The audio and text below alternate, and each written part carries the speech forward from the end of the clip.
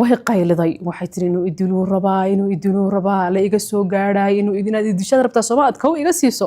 waxaad rabtaa inaad idisho saaxiibka hebel u dishay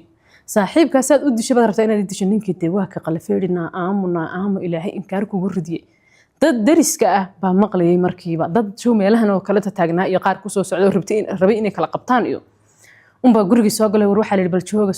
suga bal yaa dilay hebel maxaa tiri sidoo idil waxa wiir way waalantahay waxani waa wax waalan waxaad dhageysanaysaan waalanay wareersan hebel wuxuu in la waayay baan ogaay maxaa aniga dilkiisa qoorta isru mud la waayay ma jirta tir isaga dilay oo waxay guri ninkii waan dilay oo waxay guri halkaasan ku aasay oo hantidiisina waan qaatay ninkii waa kala qabtay de garbaduub inta loo xidhay leeyahay run sheeg wallahi inaan ku dilayna aan ka kaasiinayna run sheeg ninkii maadaa dilay may wuxuu wallahi waa beenteed waxay tiri bartaa markaan marayna bartaa Shaam iyo bahashi u dhaxaysaa muxuu ahaa Suuriya iyo Falastiin meel u dhaxayso meelaha dhexda la sii maraa meel la garanayo safaradu ku nastaana guubigoori halkana saaxiibkay ku dilay oo ku aasay ninkii de waa la xirxiray meeshii baa la tagay waa la qoday lafihii ninkii